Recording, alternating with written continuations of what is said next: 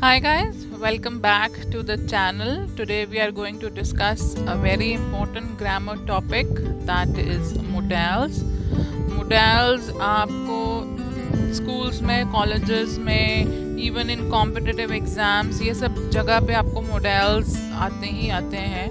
They form a very important part of grammar. They are actually a part of verbs itself.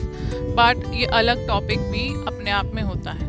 So that is what we are going to discuss today. What are basically modals? Why they are used? कितने type के होते हैं या कितने modals होते हैं?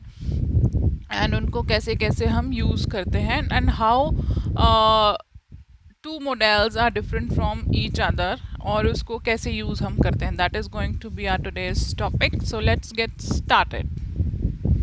So guys, modals are basically, I have told you already, they're part of verbs. So it is a kind of a verb which is used to express the mood or the attitude of a speaker.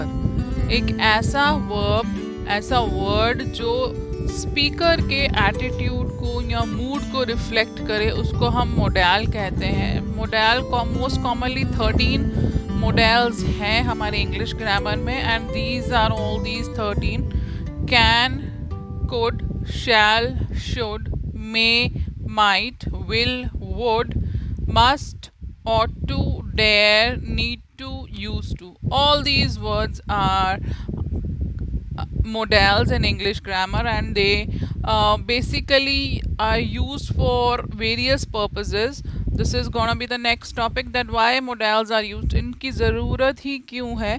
Well, they are used for a lot of reasons. First of all, it can be permission.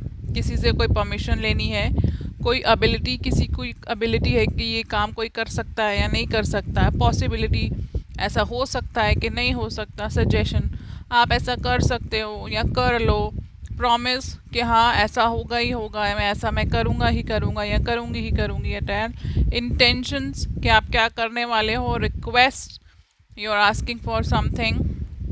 Necessity, किसी चीज़ की ज़रूरत. Compulsion, किसी चीज़ का होना ही होना. Prohibition, रोक टोक. And wish, आपकी क्या विशेज़ हैं, आपकी क्या वॉन्ट्स हैं, उनको डिस्क्राइब करने के लिए भी मोडल्स का यूज़ होता है. So this is but basically what it is. What is models, then 13 common modals and why they are used. Okay, then in the next video we are going to discuss these in detail. Thank you.